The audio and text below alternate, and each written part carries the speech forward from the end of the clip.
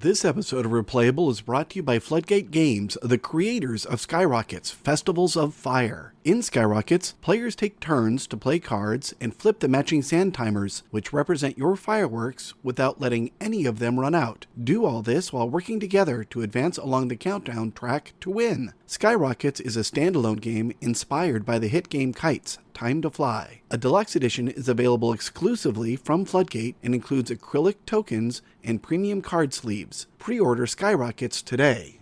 A little context for this episode. The original conversation was recorded on Friday, December 29th of 2023, so all references to next year mean 2024.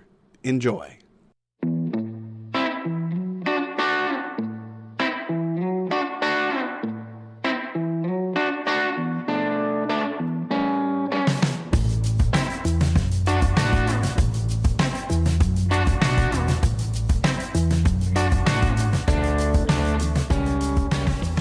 Welcome to Replayable, where we go into depth on our favorite tabletop games that keep us coming back again and again.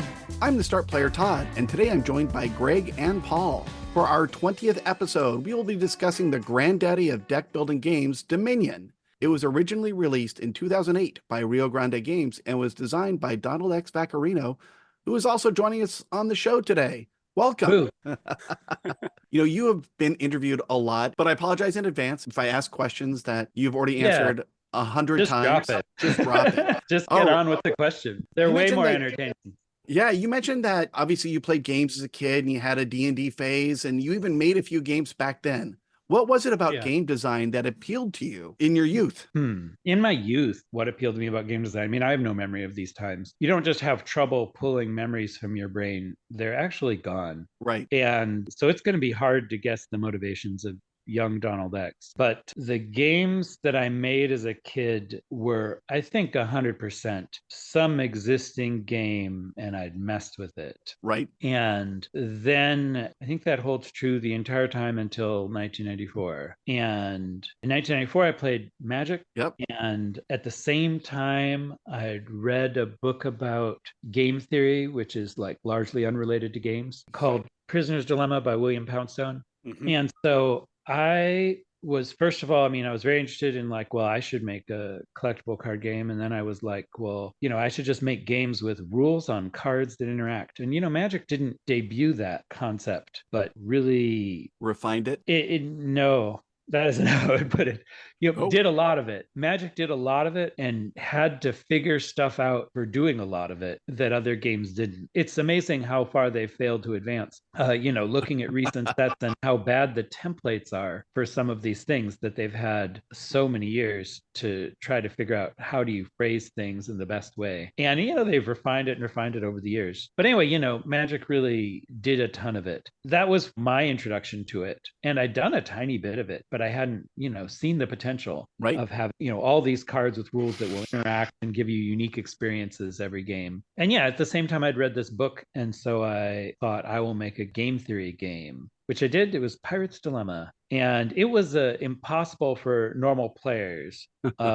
You would deal out 8 cards every turn into a 2x2 dilemma grid. And each slot has 1 card for me and 1 card for you. And one of us picks the row and one of us picks the column. And the intersection tells us which 2 cards we're doing. And, one's yours. Right. And this seemed like a fairly straightforward implementation of game theory into a game. And it was cool, but you do have to read 8 cards every turn, which is just so does not fly. Right. But that was a key step. And, then just in the late 90s, I just cranked them out. I made dozens of games. But my motivation, sorry, I'm not asking your question. I was just like, what do I have tangentially related to this topic? What made me want to make games? What was the thing? I wanted to make video games. I guess what made me want to make games was liking games. And then I played video games. I like to say, I remember when video games came out, it was something.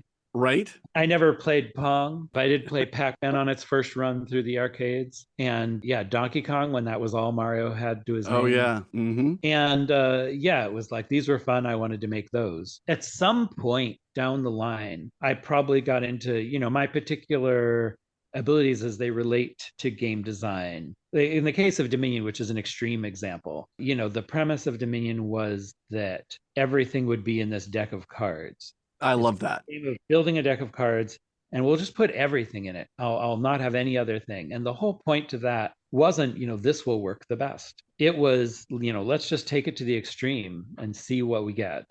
Right. And that was, very satisfying. Like, I can do it all. I can put your victory points into the deck, and I can put your economy into the deck, and I can put what you do into the deck. So I'm into that stuff.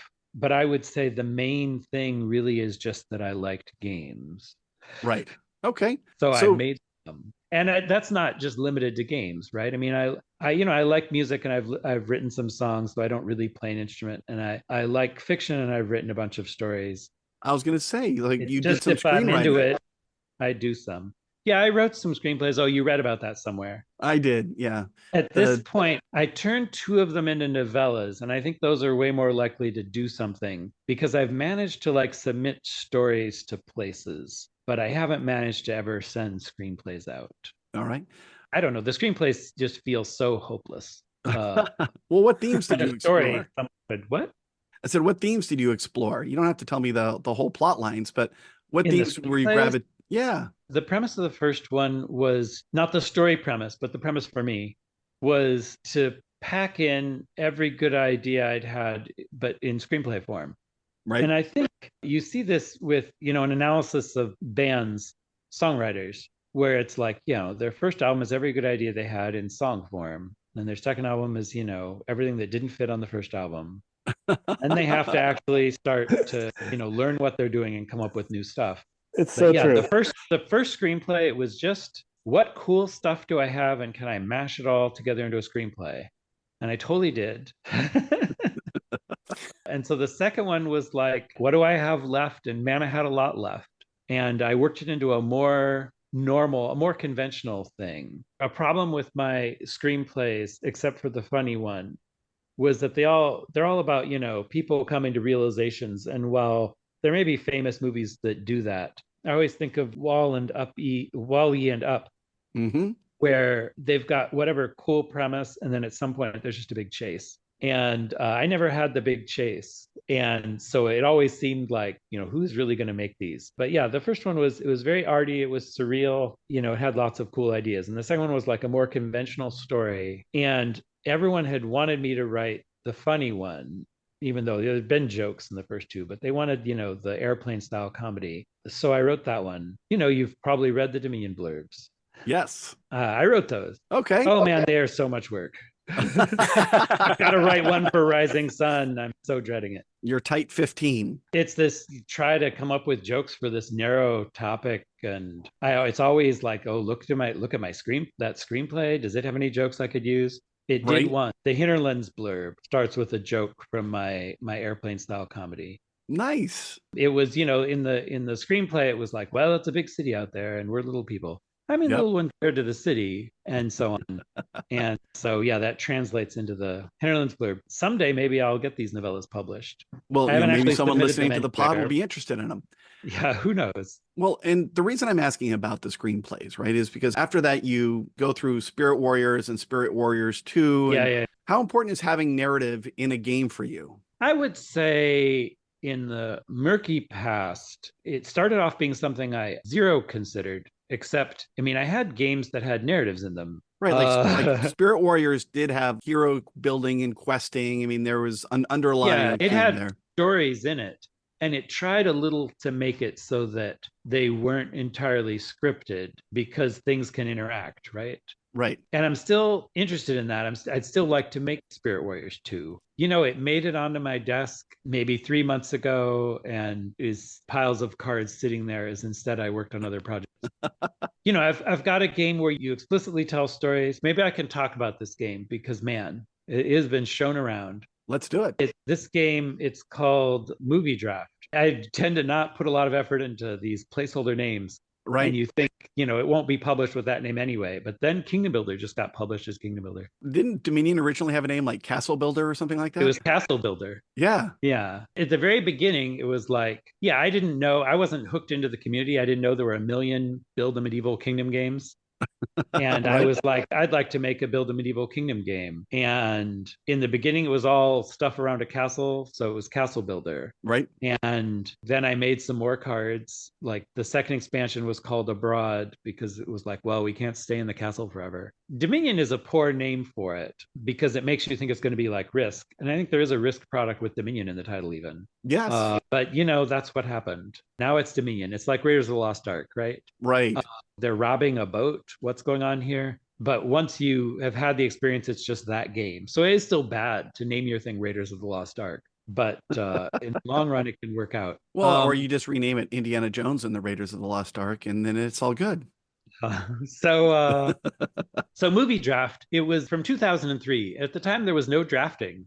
You drafted in Magic. There are no drafting games. My first drafting game was from 1998, and I was very bitter about not getting to be the drafting game guy, which is Right. all on me for not trying to get my games published earlier. But at the moment that Seven Wonders was announced, Greed, which I made in 2003 also, was at one publisher not getting played, and I switched it to another publisher that didn't play it. And by the time Greed was actually published, there was already a wave of games derivative of Seven Wonders. But I was ahead of all that. I had drafting games, and so the premise of Movie Draft was to be a minimalist drafting game where you draft some cards and score, and we deal out audiences at the beginning, and the audiences have what they would like to see, which gives you a way to calculate a score from your cards. And we draft cards. So your cards are, scenes and roles and special things about a movie. And you draft 12 cards and you play 8 of them, just telling you the whole story. And then we reveal all of our cards.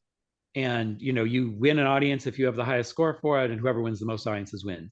But there's a creative step to the game which isn't scored, where you tell the story of your movie based on your cards, right? You've got these pieces on the table and you explain how they all hang together. Well, it's the story of a writer, and at the beginning, I love that. there's this scene, and you work it all together however you do, right? Obviously you can add stuff that isn't on the cards just to tell the story. Right. And then we score, and you aren't scored for your creativity, which I thought was key, because it's so problematic. Right. Yeah, Movie Draft was my most popular unpublished game for years, prior to Dominion and then after Dominion was published. It's a minimalist drafting game, and I feel like that time has passed. There are other minimalist drafting games, and there are lots of drafting games. I don't know. Sometimes I think maybe I will fix it up somehow, give it some twist that makes it publishable. Right. That is the story of Movie Draft. But anyway, you were asking how important narrative was for me, Gabe. So, well, I think for Dominion, the narrative part or the theme has evolved over time, where you can think of it like a shortcut to understanding what a card is based on its name. Does that make sense? Yeah, there's a lot of that. And it's a very helpful thing to do when your game is so simple. The most thematic expansion is Nocturne. And it gets its thematicness in part due to complexity. And so you have like Leprechaun, and you could read the card and guess that it was called Leprechaun, which is like the dream, right? This card is so thematic. And in general, there's so many Dominion cards where there's nothing. There's no way we could have any clue what this card was called just from what it does. Right. And so it's a huge thing that you say, okay, I'm going to make all these things with +1 card, +2 actions be villages. And then that will tie them together. And it helps you learn the game. Like, oh, this is a village. It's going to do that. It's a very good trick to do in these situations. I had a playtester friend, Steve. He would always say the story of his turn. He would be like, I go to a village and there's a farm there. And, as he played through all the cards. I don't think there's so much of that, really. There's people who are into theme. In the early days of Dominion, I didn't worry so much about it. And there are a lot of cards that are less resonant, and there are cards that don't hang together, like Smithy, for example, is draw 3 cards. But these days, Smithy would be gain a card costing up to 4 something, because, I established that, there would be this connection between cards, and Smithy defies it. Right. This +3 cards would more likely be either some kind of traveling. I try to get in on those. Like Plunder has one called Pilgrim. I mean, it's so ubiquitous that it's hard to really tie it down, but I try to tie it down a little. I would think like library or something. Yeah. Yeah. Sometimes they're like learning based, and sometimes they're traveling based. And those are the two things that are a mild common thread among Smithies. It's very good to have resonant cards when you can, where you feel like in the main set there was thief and it steals treasures, and you feel like this is a thief, it's stealing treasures. And I think that really does improve your game. Yes. But it was difficult to do with Dominion until I was stuck with a certain level of complexity. That is, the very simple cards just have no hope there. Right. They're And just, you mean naming them is like a shot in the dark. what? I always you said for the simple cards there's no hope, and I yeah, there's no hope of resonance. Like whatever I call the card, like in the main set, for example, has festival and Right. +2 actions, +2 coins, +1 buy. I always celebrate when I get that card. Right? Like +1 buy tries to be commerce related, but isn't always. The most basic things in the game, is very difficult to stick to a particular flavor for them because there's only so much of each flavor. And at some point, you're naming the card after whatever's special about it, not after the base resources it gives, right? Right. Like nothing is named after that gives you +2 coins. It gives you +2 coins and it does something, and that's what it's named after. So like Festival, it doesn't have anything. It's just vanilla. It could have had a huge number of names and we'd just be used to it being called that, whatever it was. There was no way to make it resonant. Right. So yeah, you need a more complex card, and then you can potentially hang stuff on it. And so the later expansions are more thematic. Also, due to being allowed more complexity, and also just due to me caring more about it than I did at the beginning. A bunch of early cards, they just have some name. Not a lot of work went into it. And for the new expansion, I worked on the names. I tried to have some cards that fit a name, where I started with the name so that name would be in the expansion, and thought, what could that card do that would feel at all appropriate? Okay. But also at some point it was like, oh, here are the cards I would really like to rename to get something better if I can find it. And there's still always going to be cards where that's impossible, where I came up with some, genius simple thing that all I can do is name it, and people will accept it. Like, right. I know it's okay. I don't need to stress out about it so much. Right. So in your breakfast interview that you had with Corey over at Dice Tower Dish, one of the things you mentioned was that game design is a struggle between complexity and anything else you want. And you're now saying the later expansions have a lot of complexity in them, and that makes them more thematic. How do you balance those two things? No, I mean, is it good enough? Well, I care the most about gameplay, and you can only maximize one variable. This is what it comes down to. It's a basic rule of life that can be helpful in different circumstances. So what I mean is, for example, you can find the tallest mountain, or you can find the mountain with the longest name, but you can't find the tallest mountain with the longest name. You can come up with a new metric that combines mountain height and mountain name length into one metric and maximize that. But now you're not actually maximizing either height or length of name. It may fail at both. And people will see immediately some things, like you'll say, which is taller, the tallest mountain in the United States or the tallest mountain in California? And it'll be very clear, right? Well, it's either a tie or it's the tallest mountain in the United States, because California is a subset. But it's very easy to tweak that just slightly and have people not see it at all. But it's just true endlessly. And so which is more fun, the most fun card or the most balanced card, for example? Right? Like when you're balancing the card, you're either breaking even on how fun it is, or you're making it less fun. And that's not intuitive. But you're faced with this constantly. And so, I always try to side with gameplay. I want the best gameplay. I mean, it has to be ultimately fun. You need the most fun game. And in some cases, that's going to mean having something be less balanced. But, I always want the best gameplay, and I care more about that than flavor, than I do what I can for flavor. I don't know where this was going. Well, I think along those lines, like, how did that result in the second edition changes? I mean, the second edition changes were 100% about gameplay. Okay, well, there's a suite of changes that we're talking about, because like when the second editions first came out, like all the cards had really horrible layout, and that was fixed, for example. But in terms of, I took out cards and I added new cards. The main beauty of that was taking out the bad cards. Right. Was not having to play with the bad cards. You used the past tense previously when you said the word thief, because that card's gone now. Yeah, and Thief in its day felt like an important card. But yeah, the idea was to take out the bad cards, and of course, adding good cards would be good too. And it was, it was an issue because we needed people to not be mad about it. And it's this weird thing where there are situations where, you don't want to be the reason we can't have nice things.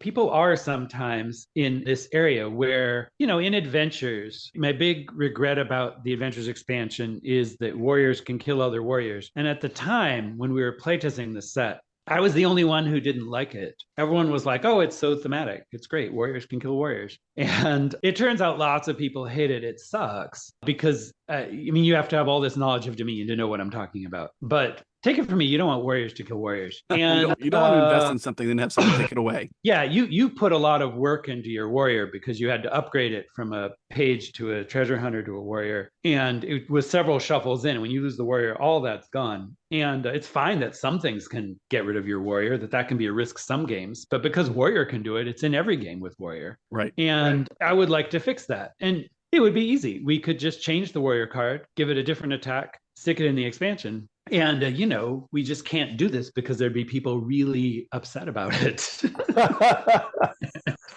And it's just such a bummer, right? And so in the case of the second editions, we replaced these cards, and there were certainly people who were aghast that the cards were going out of print. But of course, they had them. And we published the new cards separately, so you could just buy those. So we weren't making you buy the whole expansion to get everything. Oh, okay. And, they were not intended to stay in print because in the long run, everyone's going to have the new cards via buying the new version of the expansion. Right. I think they did get reprinted at least once because, there was more demand for those. Oh, wow. Yeah. So I brought those second edition upgrades all the way through Hinterlands. Excellent. The Hinterlands ones are just amazing. Hinterlands just shaped up so well. I understand the trepidation about removing cards or changing cards. Do you have data from online statistics that help you make your case? Well, I talked with a bunch of people about which cards should go, which were the cards that people thought were not just weak, but, that they didn't like. And of course, I have a lot of data on cards being confusing or having other problems besides power level. People are especially sad when the powerful cards go. Right. And mostly weak cards have gone, but some powerful cards like Mountebank have, and, there were really good reasons. Right. The gameplay is way better, and I tried to give them something back for the people who would miss any particular card, right? Any card where it was like, no, somebody's going to wish this still existed. I've tried to make the new, better version, more publishable version. I've lost track of the question. I still haven't finished talking about that narrative arc thing from way back in the conversation. Let's tap it now before you forget. I don't even remember how you phrased the question. I said, how important is having narrative in a game for you? Right. And then I know one path was the whole, Steve saying, I go to my village. Yep. And I don't feel like I have much narrative in that sense. The story that I'm part of is the story of the game sans flavor, right? If we blank out all the names and art, there is a story there, right? That's a different story. Right. And the story of me building up and the twists and turns that happened during the game, because surprising things happened. I gambled in some way and lost at some point, and somebody else got lucky in some sense. These have been, exciting moments in the plot on our way to in the big dramatic arc of just we build up and then we start to get bogged down and then it's over, or whichever variation of that as we talked about earlier. But the card flavor isn't doing that for me so much. It's nice. When you're designing the cards, do you ever have a sense of, let's see how people can have fun just exploiting them and creating these obnoxious combinations? It may not have to be something that gets fixed because there are so many cards, and the likelihood that crazy power combinations occur is really unlikely unless I'm seeking that experience out. Well, it depends on lots of things. It's great if there's a really exotic game state that's very rare. We'll have a blast with that. And there have been a number of times in playtesting when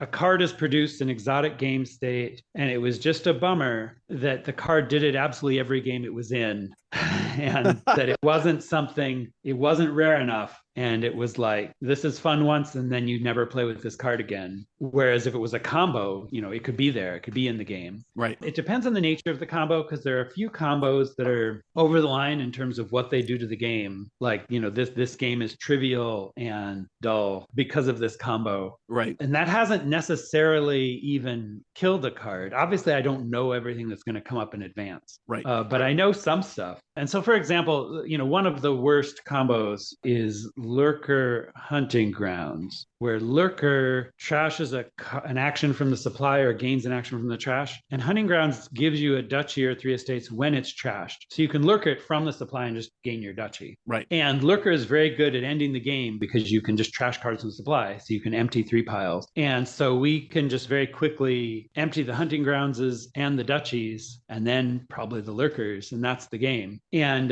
this isn't great that this combo exists. And it didn't kill Lurker, which came out after Hunting Grounds, even though it's in an earlier expansion. But I mean, does it even matter? Because Lurker was super exists? cool, right? Lurker did all these fun things. I love Lurker. But it was allowed to live despite that, because, you need to have that and Hunting Grounds. And I think there's another one that's about as bad. But most of the combos like this aren't as extreme. Like, I want it to still feel like there's some game, like there's still something, where I tried to make better decisions than you, right? Yeah, in general, it's great if there's these extreme things that can happen. And there are cards, like you were asking about it from a design perspective, like I'm trying to make these cards. I'm certainly trying to make cards that will interact in novel ways. And then we see in playtesting, what happens, what experiences do we get? And I really like having the really exotic experiences. But yeah, if there's, some 3-card combo that breaks the game, it's probably not so bad. And I mean, it's probably not so bad even for the people who play online, who can play so many more games. Right. Well, I've even noticed, like in the current digital implementation on Steam, I can actually, as paid DLC, I could actually get those first edition cards if I really had to have them. Yes. Which is interesting. We were stuck with that because we wanted to give the cards to the people who'd bought them on some old platform, GoCo, right? / Making Fun / Fun Sockets. Anyway, that's 2 different entities with those names. Yeah, we wanted to give all the cards to the people who bought them there, and so that meant the first edition cards. Got it. I would mostly like people to not have them. I think they'll have more fun. But I agree. With the Lurker Hunting Ground combo, like the fact that it exists, it doesn't break the game unless those 2 cards happen to be in your game. Yeah. It's a 2-card combo, and it's those specific 2 cards. And so that's not very common, but it's for online players, it's common enough that like everyone has had that game. And that game is, like I said, no good, which is really what it boils down to. It's not just exotic. It's like, well, this is it. Right. I buy Lurker, you buy Lurker, I buy Lurker, you buy Lurker, I Lurker a Hunting Grounds, I buy Lurker. There also are exotic game states where you are super screwed in a bad way that I need to try to avoid. And, like Masquerade got errata. There was a combo, and we had not found this, where it was King's Court, Masquerade, Militia. And so Masquerade makes everyone pass a card to the player to their left. And so you empty your hand by playing your deck. And at the end of it, and you've militiaed them, so they only have 3 cards. And at the end of it, you King's Court a Masquerade, and you have no cards left to draw. And so you draw nothing, and they pass you a card from their hand, and you trash it, because Masquerade also lets you trash a card. You pass them nothing, and they pass you a card, and you trash it, and they pass you their last card, and you trash it. And so they have no hand every turn, and you gradually trash all the cards in their deck. Right. And this was very easy to fix with the errata to Masquerade that says you only pass cards between the people who have any. Militias and Masquerade are still rude, but don't lock you out.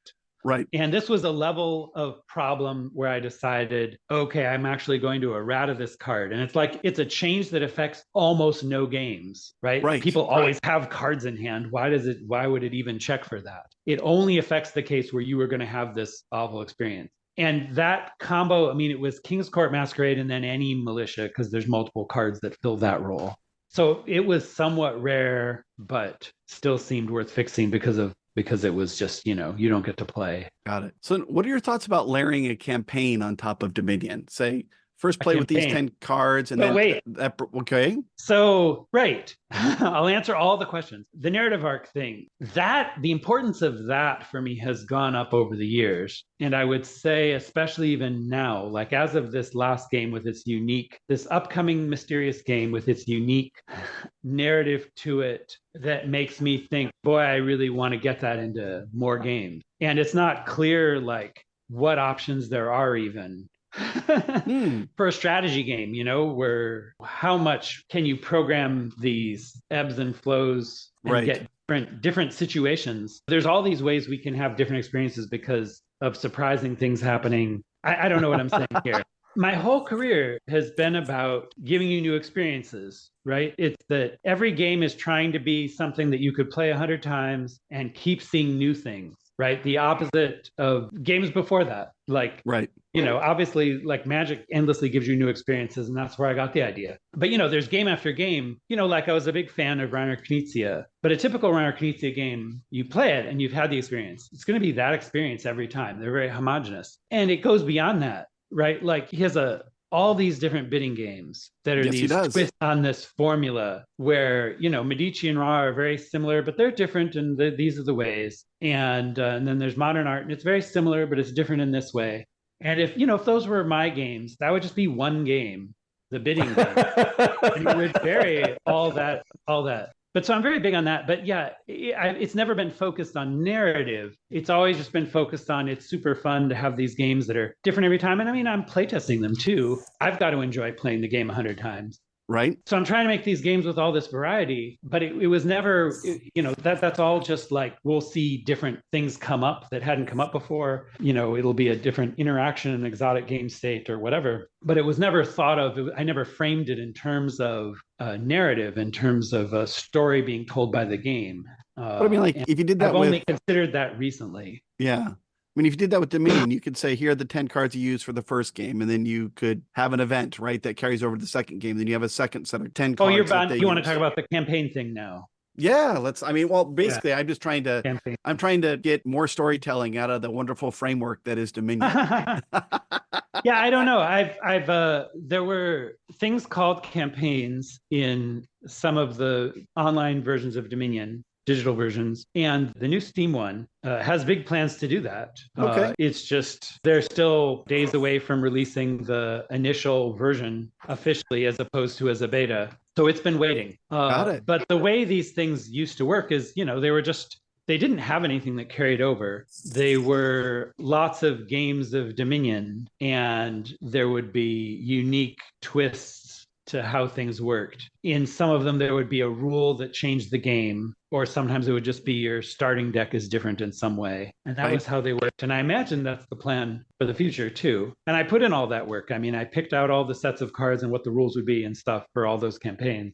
I think that leads into a question I've always had, which is about the promo cards. Like, are you also designing the promo cards and you think this would be a great card, but it doesn't fit in an expansion, or do they come about a different way?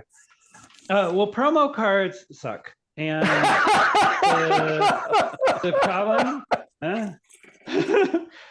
if the card was worth printing, it should be in an expansion. And if it's not worth printing, it shouldn't be a promo. And at first you think there'll be an exception for wacky cards, like this is too wacky to go in an expansion. And they're not great to have as promos because there's no rule book or anything.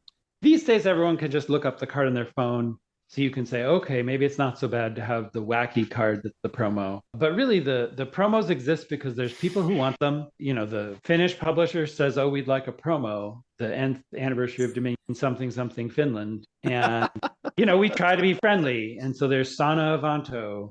You weren't kidding.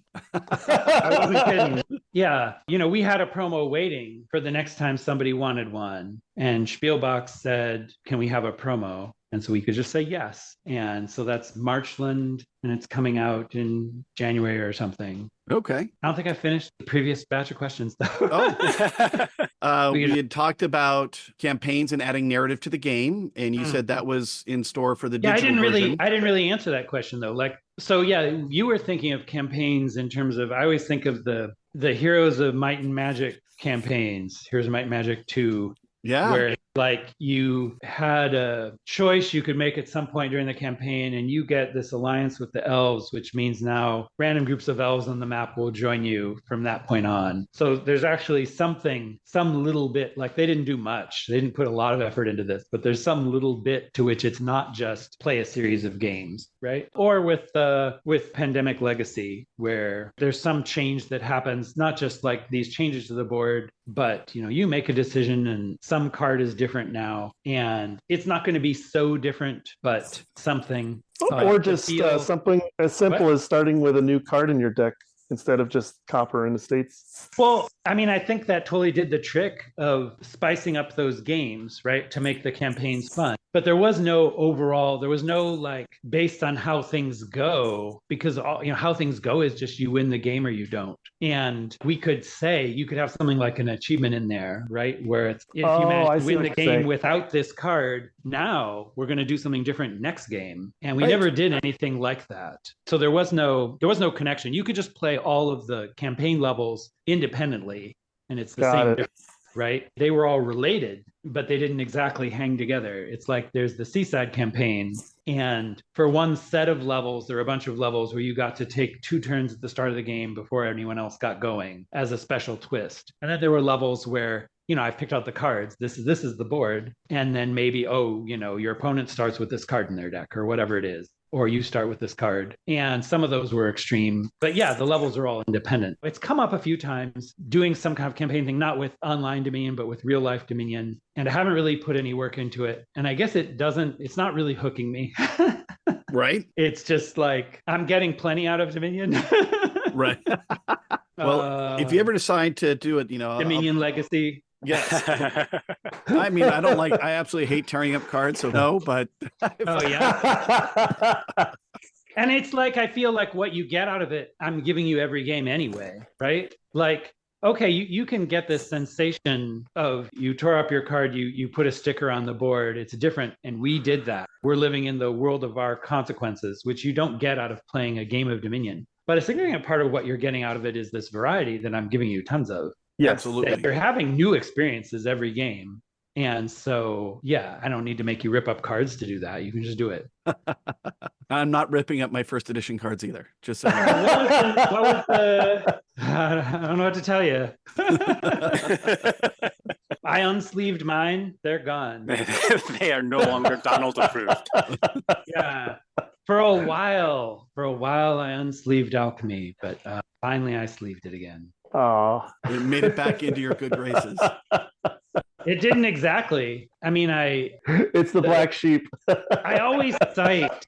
I mean, there were good reasons. It was a lesson in, in not being pushed around, right? It was your fastest development, right? Like the thing you released with the least amount of playtesting? Yeah, it was just Handsome Gluck wanted to be putting out small expansions. And I think what they would have liked was like 3 cards or something really cheap that could be at the counter of the store or something. I don't know exactly, but I was too aware that people would own whatever random mix of things, and it had to be that mix worked, right? that you had a good number of, for example, villages, whatever it was, whatever expansions you had. And so I wasn't willing to go below 12 cards. And it turns out, of course, after the fact that people really prefer the bigger expansions anyway. And so at this point, Alchemy is the only small expansion, and we just sell cornucopia and guilds in one box. But yeah, they wanted it right away before the next expansion that was getting polished up and ready to put out, which was Prosperity. And which is fantastic.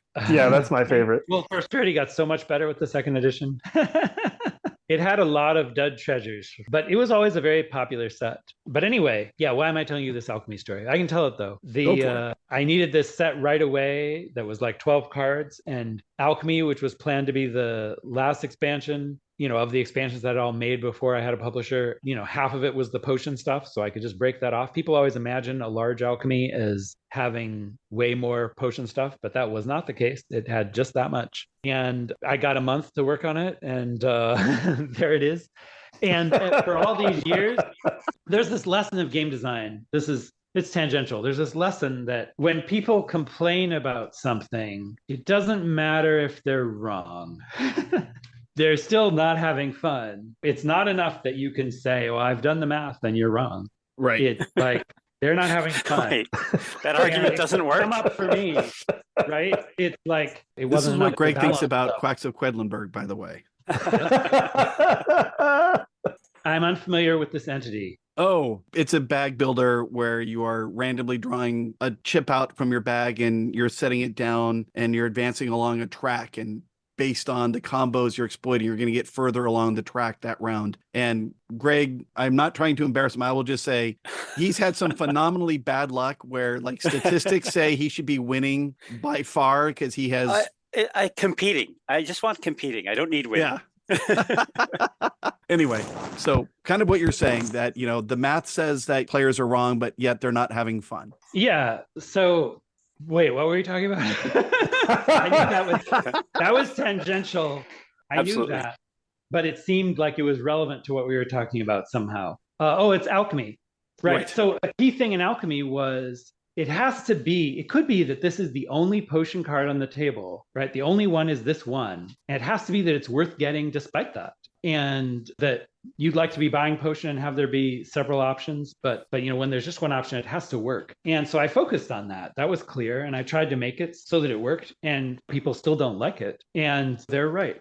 They don't like it. It wasn't good enough to just have the cards be good enough, which they aren't all, but you know, some of them are. Right. But the big thing, like I've always cited over the years, you know, people want more. They want me to make alchemy into a big set. And it's like, but it's the least popular thing. Like anything else I do would be better, would have more people happy than to do this. People always compare things against nothing, but you have to compare it against whatever else, right? Yes, It's that 100%. opportunity cost of time. Yeah. But when I re-sleeved it and played with it some more, I think it's clear that potions just aren't a good mechanic, that everyone who doesn't like potions is totally right. At the very beginning of Dominion, it was like, oh, and I'll have multiple resources. And I thought, well, one resource will be better. And I did one resource. And so alchemy was an obvious thing to try. I will add a second resource and see how that goes. And, you know, it just sets you up for the hands where you have 2 in a potion and the card costs 3 in a potion. And it's just basically bad times. So this was all just me bad-mouthing alchemy, which is for sale. Go buy it, have the fun of it. I don't react, you know, when they come up in an online game, when I'm playing on the Steam app, which I do like every day. I mean, there's an alchemy card, it's fine. If it's bad, I won't buy it. If it's good, maybe I will. Maybe I'll get the potion. They're playing fine for me, but I recognize, you know, it was a poor mechanic. A lesson in interactions with publishers, which is tricky, right? Because you really want the publisher to be happy. The big thing that I will push about Dominion, it's a secret, though I've said it before. The secret beauty of Dominion is that I used to make all these tableau building games. I mean, I still make tableau building games, but it was a big thing I used to do. And you play an ability like in Evolution, a very significant game for me in my development as a game designer that I'm not remotely shopping around. But, you know, every turn you're playing a body part or something. So turn one, it's a 4-player game. We play simultaneously. This was something I learned in the 90s. It was due to, I always cite Bruce. Bruce would come over to play games and he'd be waiting for his turn and he'd reach over to the bookshelf and take a book off and start reading it. And when you design the game, that's just heartbreaking.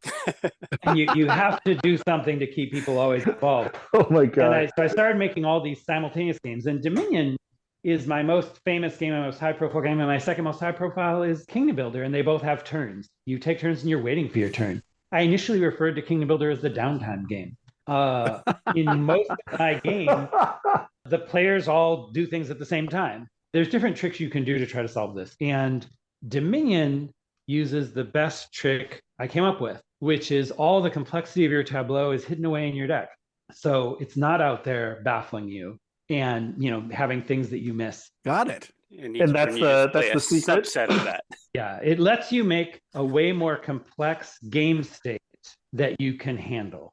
Got it. Okay, I have 2 last questions for you. One of them is selfish. Well, it's fine. Just ask all the questions you've got. If you only have 2, you know, I'll answer 2. Well, the first one, I was actually going to get over to it talking about Magic, and it has that phenomenon called power creep, right? What are your thoughts? There's nothing analogous in Dominion. You don't think so? No, not remotely. Magic, there's no reason for it. It would just be bad. In Magic, there's a reason for it. You know, they talk about, what do they call it? Escher's staircase or something? That's right. They want it to be that each set looks more powerful, but isn't. And so what they do is you say there's like 10 areas of mechanics or something. And at any given time, most of them are going up, but one of them shot back down. And so they keep raising the power level on different things while other things are going lower, so that it always seems like things are getting better. That was their ultimate solution to this problem. I don't know how well they're implementing it. But in Magic, you know, you want to sell the new expansion and you're building your decks and you can just play with the old cards. And so what do? And so there's this temptation of, well, you make the new cards better, then maybe you'll sell them. And of course, the other thing you can do is say, we're not going to let you play with your old cards anymore. But people know they can play with their old cards when they're not in a tournament or something. Right. So there's this incentive to make the sets get more and more powerful. But this ultimately wrecks the game, and they knew that. The goal was to make the power level flatter, but along the way, they drastically improved the power of creatures versus, you know, the early days. But in Dominion, it's just not remotely like that. You're buying a new expansion because you want to have these new experiences. You're not trying to make your deck better. There's no such thing. Right? We all play with the same cards. So it's not like you're getting some competitive advantage because you bought this expansion. You're just getting the joy of the expansion. The new expansion, you know, the cards all want to be about as good so that when you deal out 10 cards, there's real question of what strategy you should pursue. It's good to have cards that are situationally better or worse. And lots of cards are trying to manage that. But yeah, basically you want the same power level year after year. Whatever was the good power level, and there's no incentive to make them stronger. Like, it's not going to be like, oh, let's buy this expansion because it has the powerful cards. What does that mean? That you want the games to be faster? It would be that, right? Faster, more chaotic, more thematic, whatever is driving a particular player. Yeah. You've mentioned that there's been a complexity creep. Maybe that's a better way of looking at it, is that you have cards that are more thematic and more complex, doing more things at once. Yeah, I mean, you have no options there. You know, the rules have to go somewhere. They have to go in the rule book or go on the cards. People prefer them to be on the cards. Magic has such insane complexity creep and so much less justification for it. Because you can do so many extremely simple things with a Magic card. Oh, I just played Doctor Who Magic this weekend. Talk about complexity. Yeah, it's so over the top these days. There's all the places that a card is, and you can move cards between the places, and this is a big source of what cards do. Mm-hmm. Like, we'll move a card from in play to somebody's hand, and that's on summon, or we'll move it from in play onto their deck, and that's time ebb, and so on. There's all the different ways we can disrupt the basic flow of a card. And then there's the combat stuff. There's the basic things that interact with combat. And then there's all the stats on every card that we can mess with, you know, a crazy number of stats. And Dominion has cost and types. It's very limited as to what there is to mess with. And of course, I put out way fewer cards too, right? So True. That, like they're putting out, I feel like this number is going to sound improbable. Like, it couldn't be correct. You know, I remember the days when they put out 3 expansions a year, and I think they're up to 30. And there's some chart you can find online, and 30 sounds like I'm just saying 30. Like, that's not the number. It's going to be 5, right? It's not going to be 30. And this is counting everything. It's counting like secret lair products or whatever, I think. But you can find this chart online that shows the progression over time of how many expansions per year, and it explodes within the last couple of years. After it went digital, yeah. And yeah, you know, there will be one Dominion expansion next year, and it will fit in a box. Plus the promos. When you buy it, you get all the cards. But anyway, power creep, it's just not a thing. Got it. Complexity creep is totally a thing, and every expansion is desperately trying to find ways it can be simple despite needing to have new cards. And the new expansion is really going to nail that. It's got a surprising number of very simple cards in it. Looking forward to it. Yeah, absolutely. Well, you guys haven't even played Plunder. Plunder is such a blast, too. I've played a couple of the dailies that had cards from it, so it is on my list of things to pick up. That's a great sticking point of the Steam implementation, is those daily challenges that draw from all of the expansions, even ones you don't own digitally. You still get exposed to them, so you're like, hey, I want to play with that card. Well, then. No, the daily is fantastic. It is really sad when you lose it and then feel like you need to play it again. You can if you buy the expansion. No, you can just play it again. No, I thought you could just keep playing it again that day until you beat it. Oh, yeah, no, you get one shot at it. I guess I didn't know because, you know, I have them. Right. I didn't pay for them or anything. Well, now you're just flexing. Some of my friends got them too. Yeah, I'll be your friend. So how has the accessibility of community influenced your game design? Because like you started out contacting people via phone and then email, and now, here we are on Discord and dedicated websites, and you've seen an explosion of accessibility to your players just over the course of your career. How has that influenced you? Yeah, that's not true. Hey, I got you on a call, so yeah.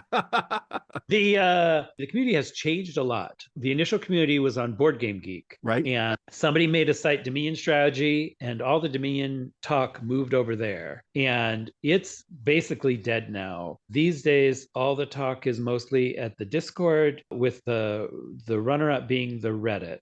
And there's a tiny amount of traffic on Dominion Strategy and Board Game Geek, basically none on Board Game Geek. And I don't check the German forums very often. Usually just when a new expansion is being previewed, I go look to see what they're saying about it. There are German forums too. Okay. I feel like I've had all this accessibility the whole time. Right away, there were all the people talking on Board Game Geek. And it's important not to be affected by the loud voices, that you want to know what everyone thinks, and lots of people are satisfied they're not saying anything. Like, you want to ask some players what they think, and that will give you a better idea of what people think in general than just listening to the people who are ranting. Right. But the people ranting, they've certainly had an effect over the years. You get an idea as to, what people love and hate. And typically anything that somebody loves, somebody hates, they're always paired. There's people who are like, yes, I want the attack that makes my opponent suffer. And people like, we don't play with those cards. We just want to build our kingdoms in peace. Right. So it's a rarity to find a card that's really so much on the side of hate minus the love. Like, probably the most hated card is Possession. And there are a lot of people who love Possession. And Possession was a huge mistake. Like, the big thing is just that it's so rules-wise broken. And in the end, I had to give up on it. Like, modern expansions just do not consider that maybe Possession will be in the game. Oh, I see what you're saying. Right. It's hopeless. But yeah, there's still people who adore Possession. Like, taken out of context, that sounds really bad. But yes. So really, the least liked card is going to be something no one cares about. It's going to be one of these cards that was very weak and it wasn't very interesting, that left with the second editions. There it's going to be, no one hated that card or loved it or whatever. So am I hearing that there will eventually be an Alchemy second edition? Well, that's not something I could ever answer, because a second edition can't come out until we sell out of the first edition. And if people know there's a second edition coming, I know a few people will snatch up the first edition to make sure they've got it. But in general, people will wait. And so if there's a second edition of something coming, if it's public, it will never happen. Got it. Yeah. There's so many projects I could be working on, whether Dominion or other games, and the Alchemy is still low on the list.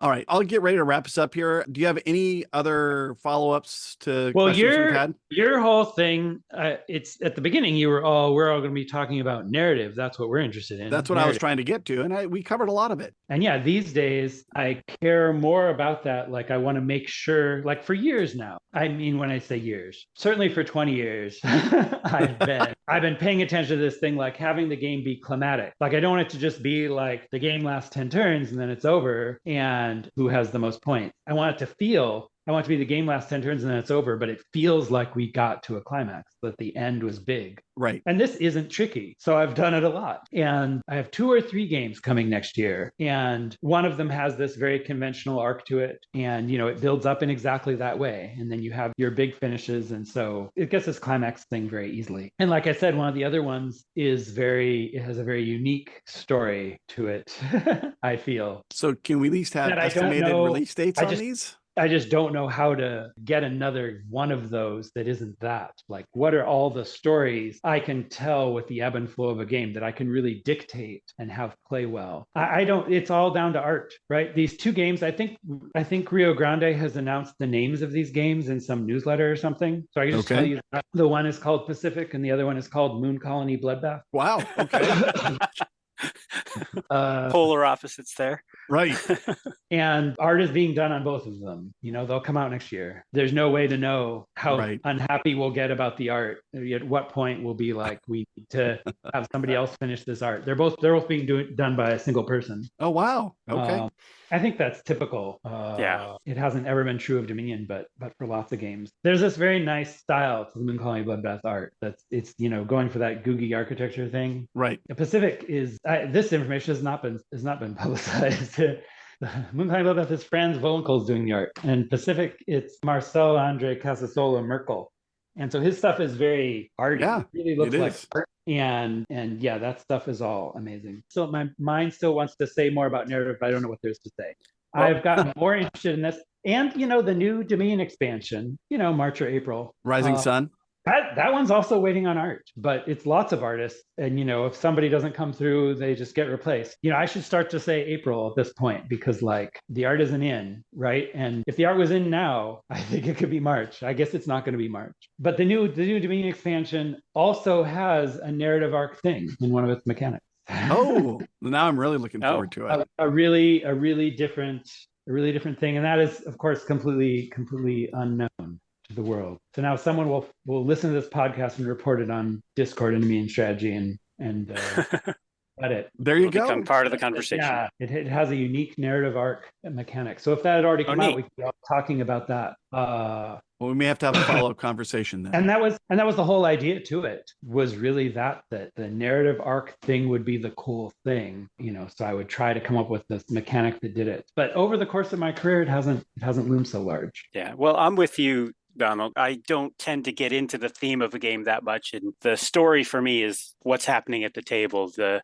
exciting moments of drawing the right card or rolling the result you need. Yeah, I like good themes that I value gameplay more. Exactly. And they go up against each other, right? Like you use complexity to communicate theme, and I don't want to. Because those stories are the stories we tell between friends are always about those amazing moments of, what happened in gameplay, not how it related specifically to the theme. So well put, Greg. Excellent. You can end the podcast with that. And I think I'm going to. Yeah. So Donald, thank you so much for joining us today. I really enjoyed the conversation. It's been great. Good getting to talk with you, Donald. Sorry, I didn't talk so much, but good getting to know you. And yeah, I didn't let you guys talk very much. That's okay. People are here to listen to you. Absolutely. All right. Have a great day and a happy new year. Goodbye.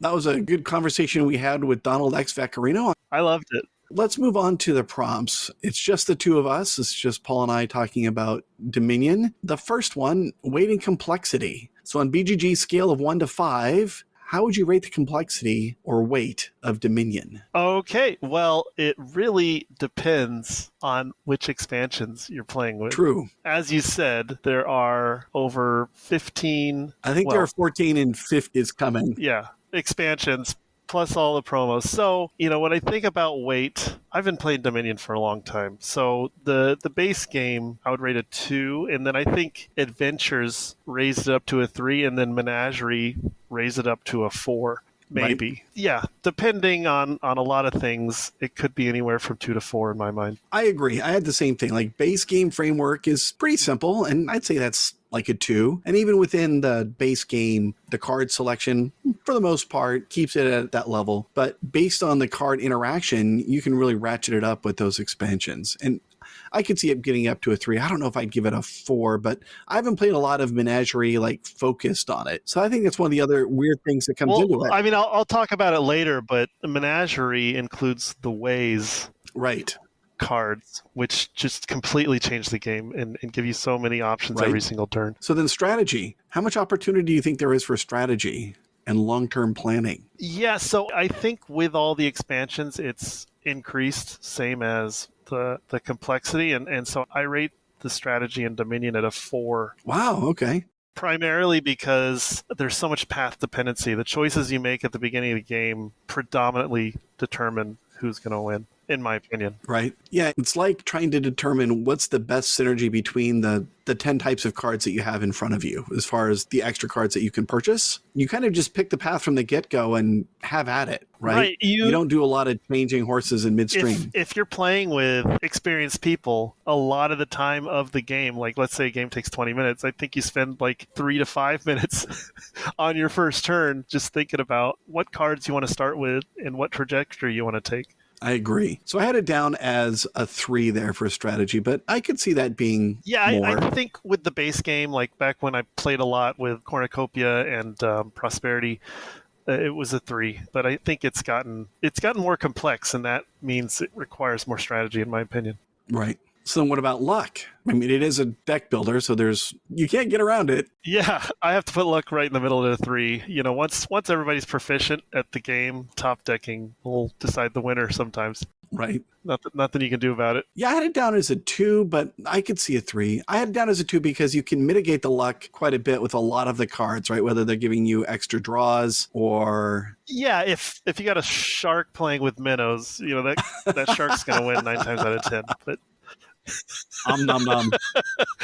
I gave it more luck just assuming that everybody's on the same level. Got it. Yep, that makes sense. So then theme. This is going to be a fun one. How much do we think the theme has been integrated with the game? Again, 1 through 5. You know, Donald changed my opinion. He used the word resonance, and I totally agree with him that the resonance of the card's title and picture is more and more matching the effect of the card as the game has grown. Right. And with the later expansions, I would rate theme a 4. I loved the themes of the later expansions. Yeah, I think as the game gets more complex, right, he's able to create that resonance between the theme of the card and what it does. Whereas before you're like, okay, I need to think of something that allows you to do an extra draw and an extra buy. Okay, so I'm going to call that... Yeah, if we're just talking about like the base game and intrigue, then my rating would totally change. I agree. Well, and Intrigue was more focused on one-shots. If we're looking at the base game, I would say theme's like a 2. Yeah, I think so too. So then what's your favorite player count? What's the game best played at? Yeah, so I really like it at 4 or less. If I have to pick a single player count, I think 3 is my favorite. Really? Okay. And that's just because I don't like the downtime that can happen sometimes in the game. But I love the multiplayer chaos. When it's just head-to-head, it's still good, but I want to have at least a third person. So I think balancing downtime and having more than 2 people puts me at 3. Okay, that's interesting because I actually prefer it at 2. So what is it about the dynamic of the third player that you really like? I think 2-player Dominion is a full-out race where you are just trying to get as many points as possible, and you can really calculate the best move every time. Whereas once you add a third player, you know, I think Donald mentioned this, you can get into this Mexican standoff where everybody's constantly improving their deck, trying to wait to pull the trigger, and surprise, you know, 3 supply piles ran out before we could buy any provinces. So I guess that's a good point. With higher player counts, the likelihood that you exhaust 3 piles gets a lot greater, especially if there's a clear preferred set of cards out of the ones that are available that everyone is going for. I didn't even touch on that more players buying more cards means, you know, the original design was there's always 10 cards of each pile. Right. And that's never changed. But really, I prefer at least 3 players because I think it makes the game a lot more dynamic. I think you may have changed my mind on that. I played a lot at 2 just because that's what I have more readily available. But I do like the idea that it's more dynamic and that other ending game condition is, it's more likely to happen with 3 than 2. Probably even more at 4, but yeah, I understand what the downtime. I also highly recommend the game at 4 as well. Okay. So then your least favorite player count? Is 6. The downtime's just crazy. 6 is nuts, right? Yeah, and, you know, like Adventures has enough components for 6 players. And I shake my head. Like, I never want to do that. But that's not even an option with just the base game, right? You have to have... I don't think so. I think originally it was 4 only, right? So then actual playing time. You know, ideally it's 20 minutes, but I've had games. So the last game I played before taking a 10-year hiatus from Dominion was an hour-long game. What? And all I remember is I think there were 3 of us, and we all had 3 or 4 pirate ships. And so what would happen is if you dared to buy a silver or, God forbid, a gold, the likelihood that it was going to be stolen by the pirates was so high that basically our decks were nothing but Copper? like copper. It just took forever. Oh, man. Yikes. Yeah, I mean, there's other reasons I stopped playing, but that was the very last game I ever played between like 2012 and 2022. That is crazy. Yeah, I like to say that probably it should be around 10 minutes per player. I mean, that would be the 30 minutes that the base game says it would take, 40 minutes per 4. But then again, I have had games get down to under 20, like 2-player games. Especially prosperity games, right? Right. That's just glittering prizes, to use the old Diablo cheat code. I mean, but yeah, I used to love playing prosperity. It turns the game into a race. Mm-hmm. And yeah, you could finish a 4-player game in 20 minutes easy. I remember certain card sets. Yep. So then which edition is the best? Have you spent any time comparing first edition to second edition Dominion? You know, I looked it over in preparation for the interview, and based on Donald's comments, I love all the changes made for second edition, especially the card color changes and basically how they folded in all the design advancements that they had made over the last 10 years back to the original set. I love the second edition. Right. Yeah, I agree. The improved cards are great. And there's a part of me that, has some nostalgia for the original game, the one that won the 2 big awards in Germany. Mm-hmm. And I'm glad that I have those cards, but I think if you were buying the game today and you came in on the second edition, I mean, it's fantastic the way it is now. Yeah, I think it gives you more decisions because in the original game as released, there's several sets that you can randomly put into your supply piles that you would just say, oh, these are the only 3 cards I should ever buy, and then just ignore the other 7. Yes. Whereas now, with the new second edition, that's not always true. Right. So then expansions, and we've been talking about them along the way. We're not going to talk about all of them, but do you have a favorite? I can talk about this more later, but I took a long hiatus from the game. I never knew that it had grown up. Right? Because I felt like I had outgrown the game. I moved on. But looking back, especially after talking to Donald, I've been playing it a lot online, and Adventures just blew me away. For me, it breathed new life into the game with its events, its travelers, duration cards, improved duration cards, and even the reserve. And then the other thing that blew me away again was Menagerie, which came out a few years later. Right. And the introduction of Ways and Exile just adds so many decisions, which when I left Dominion, I kind of moved on to heavier games. Right. And now Dominion is a heavier game if you play with those 2 expansions. Right. Oh, gosh, could you imagine showing up to game night with 16 boxes of Dominion? Well, yeah, that is the crux of the problem. It's so easy to play online, but it's become not that easy to play face to face. Right. Didn't you read somewhere that there were like 400 unique cards, over 400? I think it's over 500 now, okay, if you count all the treasures and everything else. Right. If you're talking about the action cards, right? So you've got 1 card of each type that's there as a randomizer. Yeah, if there's like 400 supply cards, just shuffling the randomizers alone would take forever. Even if you put it in your app, it's like you have an app randomizer. You're like, okay, how am I going to sort these cards so I can find them and put them into these 10 piles? Yeah.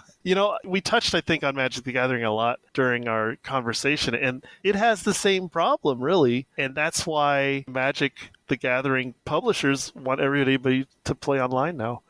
Oh, wow. Okay. Everything's digital. On the digital play space allows them to do all these things that would just be ridiculous to try with physical cards. Wow. For expansions, my favorite is Prosperity. I mean, like if I could only pick one, that would be the one that I would choose to have with it.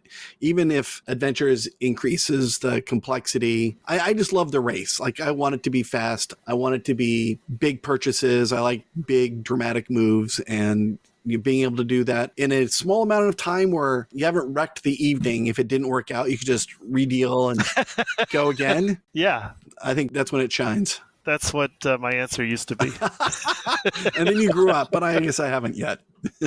No, I mean, then I took a second look at the expansions that have come out since Guilds. Okay. And that's when I realized, oh, wow, there's a lot happening with Dominion now. There is, absolutely. All right, so now this will be a fun one. Most recognizable comparisons. So the highest ranking game that reminds you the most of Dominion. This is a very personal answer. Well, good. Because back in the day, Dominion was just such a hot game that everybody wanted to play all the time. And I would compare it to Catan because it kind of pushed Catan out of the way in the circles I played with. And I think that they have a very important similarity, and that is their huge path dependency. I mean, Catan and Dominion are all about your initial choices. Especially in Catan, where you put your starting settlements is going to just define how your game goes. Oh my gosh. And the same way, the first 3 cards you buy in Dominion are almost certainly going to define how your game goes. So that's why I picked Catan. Okay. I put down Clank Legacy Acquisitions Incorporated, or to a lesser extent would be Clank A Deck Building Adventure. And the reason why I really like the Clank world is that it took the deck building mechanism and then added more storytelling on top of it and did it in a meaningful way. And so for me, that was the highest ranking game that reminds me of Dominion. Okay. The only time I've played Clank was with you, and I honestly didn't remember that it had deck building in it. I was so focused on the movement, right, and the goal achieving. Yes, as you are going through the dungeon trying to get to the dragon's treasure and then escaping, you are picking up cards along the way in Dominion style. Right. Yeah, I didn't make that connection. Thank you. Yeah. So then less recognizable comparison. This is also a story-based answer, but my pick is Millennium Blades. Yes. And that's because a lot of people used to say that Dominion was like Magic the Gathering in a single box. But, talking to Donald, that's totally not true. Right. But what is Magic the Gathering in a single box is Millennium Blades. Millennium Blades is the 1990s and early 2000s collectible card game experience packaged up into a 60-minute game. Deck construction is a separate phase from card play, so it's really nothing like Dominion. But I think it emphasizes that Dominion is very different from every game that came before it. Yes. And you were a professional Magic player, weren't you? Yes, back in the 90s and the early 2000s. So Millennium Blades has got to also hold a bit of... Oh my God, I love it so much, yeah. It takes me back. Exactly. Like it's got to pluck on the heartstrings there and take you back to that time. 100%. To have it all in one box is pretty cool. So I stuck with deck building and more pure deck building as opposed to games that incorporate it these days. And one of the other common themes, aside from the fantasy theme, is sci-fi. And so I went with Core Worlds, which is a great blend of deck building as well as strategizing and manipulating your fleet strength through deck building. Heck yeah. I went back and looked at what happened when I stopped playing Dominion and basically what took its place, and it was Core Worlds. There you go. Awesome game. I like Millennium Blades as a good pick, too. Thank you. All right, house rules. How would you improve this game? I don't know if it's in the rule book, but I am very forgiving when determining the 10 supply card piles. Okay. I am more than happy to let people veto certain cards or make substitutions if they think it's going to make the game better. I don't know. I have so much trauma from Pirate Ship that I would never want to play with it again. Right? And let's not waste the time. So I totally agree with that. I had down something similar, crafting card sets that support a fun narrative. Right. So if it makes sense and you're going to pull cards from multiple expansions because you're trying to create almost a storyline and see how you do, absolutely go for it. Oh, that sounds like a lot of fun, actually. I'd like to try that. We just have to find time. Yeah, that's the rub. It is. If Dominion is being played at game night, then what do you want to play afterwards or before? Because, Dominion can be a digestive after a main event. What's the double feature game that goes along with it? I mean, right now it's just more Dominion. I just want to play it again and again and again. If we're going to go to the trouble of forklifting in Right. all the cards. I want it to be the feature game that night and the only game that night. That's fair. Or we're going to have a night of just sleeving. I agree. This is one of those few games where I think once you get playing, you want to keep playing it again and again. If I was going to pair it up with something, I would probably just go with one of the previous two games I mentioned, like Core Worlds or Clank Legacy. But I really enjoy playing Dominion. And once you get into that mindset, it's almost like, let's just churn and see what the next game's going to be. Yeah. So what feature of the game still stands out to you? For me, this is going to be a rhetorical question, but maybe you have a different answer. Yeah, I mean, it's the originator of deck construction. That's it, right? Or deck building, yeah. What else is there? Deck building while you're playing. Right. It started it all. And I really enjoyed the conversation we had with Donald when he was talking about, everything was going to be in your deck. And it came out as a result of that aesthetic. Like, okay, your equipment's going to be in deck, your cards going to be, your victory points, everything's going to be in your deck. Even the rules are going to be in the deck. Even the rules are going to be in the deck. Yeah, it's just fantastic. What feature of the game now disappoints? What feature may not have aged as well? It was not good from the get-go. the attack cards. I mean, sometimes they're neat and sometimes they're fitting, but when they extend the game to the point where it's no longer fun, that's the one thing I hate about Dominion. Right? That's a good point. I didn't think about that one. Like the Witch and the Curse on the original one, and then I like the Witch and the Curse, but I don't think there's any attack cards in the original that make it painful to play, but Intrigue, First Edition, Seaside First Edition, they have cards that can just make the game no longer fun. Okay, I would agree that those would not have aged as well. But they're not in the second edition boxes, so hooray! Right?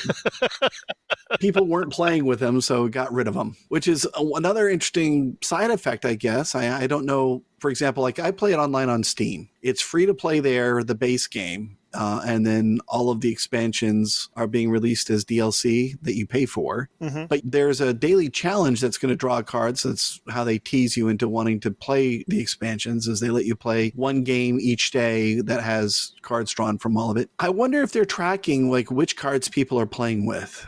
Or which expansions, right? Well, they certainly do with the website dominion.games. Okay. Which is what I've been using to experience all the new expansions. Well, new to me expansions. Right.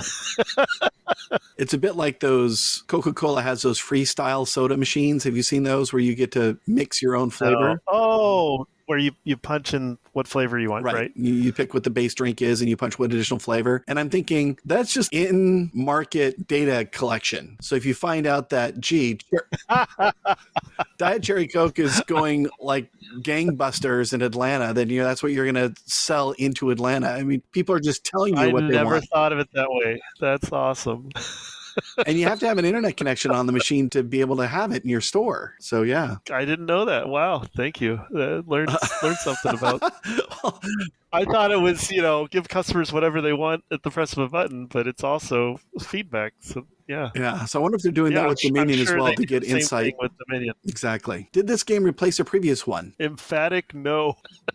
Emphatic no. Okay. By the way, I had it no with an exclamation point too, because it created a new genre. It didn't replace it. Exactly. Has it since been replaced? And if so, by what? Yeah. Yes and no. I mean, like we've talked about, I stopped playing around the time of Cornucopia and Dark Ages and moved on to deck builders like Core Worlds and Innovation.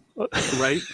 Which isn't really a deck builder, but it's what I moved on to. And nowadays, I think we've talked about this before. Some of our favorite games are deck builder worker placement games, which is a new genre combination, really. Right. But I am really thankful that you invited me to be part of this episode because it has forced me to learn a lot about what Dominion is today. Right. And so for anybody like me who feels like they outgrew basic Dominion, I strongly recommend giving it another try with Adventures in Menagerie. Excellent. Yeah, I'm glad we came back to it as well. For me, and I had something very similar. We had stopped playing Dominion and we had moved on to games that weren't pure deck builders any longer, but had deck building as a component. We've done our 3 top hits between Great Western Trail, Dune Imperium, and Lost Ruins of Arnak. All of them are of that style that have deck building as as a single component within a larger framework. And all three of those have done very well with our group. Yes. And you now have, New Zealand? We got to try that. That's right. Sheep herding. So soundtrack, what music would you want to listen to while playing Dominion? I didn't have an answer for this, so I went to the internet. Mm-hmm. And apparently there is a genre called fantasy medieval tavern music, and that's what I would want to listen to. Oh my gosh, yes. Drop the mic. That's perfect. Medieval fantasy tavern music. Sign me up. Right? All right. Rating. So on BGG's scale of 1 to 10, how would you rate Dominion now? Averaging all the expansions and being as I'm only reintroducing myself to it for about a month now, it's about a 7, but I think it could go higher if I keep playing. Nice. You're a stricter rater of games than I am. I had it down as an 8. I mean, I'm not champing at the bit to bring it out to the table, but I'm always delighted to play it. And for me, that's a good sign of a game. So I had it down as an 8, which means a last question, is it replayable and how soon would I want to revisit the game? I'll say that I love the digital implementation on Steam, and I've been playing those daily challenges. So I'm playing it daily. How about you? Right. If we're talking about digital implementations, it's highly replayable. I can play almost every day. But face-to-face, we touched on this before. As much as I've renewed my enjoyment of the game, there's still a lot of other games I'd rather play with the group that we have. And while I think Dominion could fit with our group, right, using the later expansions, it requires a significant investment to first own them and second, bring them to game night. I almost would want to do it once just for the meme of showing up with 15 or 16 boxes.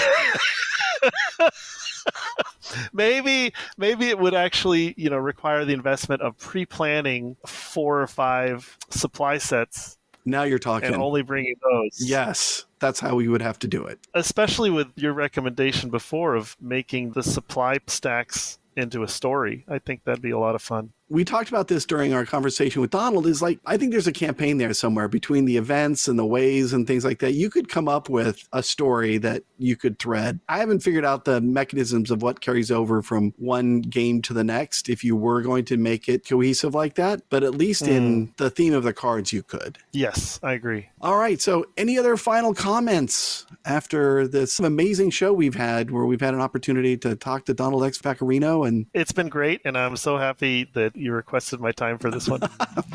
All right. Well, thanks for being available and enjoy the rest of your day. Thank you for listening to Replayable. Support for our podcast comes from listeners like you. You can find us online at replayable.fm, on Twitter as replayable.fm, and on Instagram as replayable.fm. You can also join our team at patreon.com/replayable. Thank you for your support.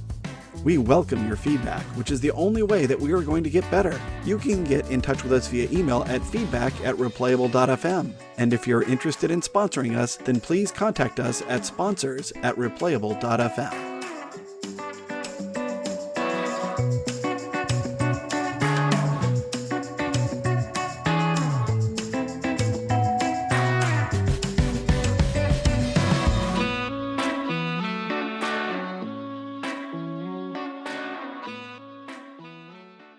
This episode of Replayable is brought to you by Floodgate Games, the makers of lasting games like Sagrada Artisans.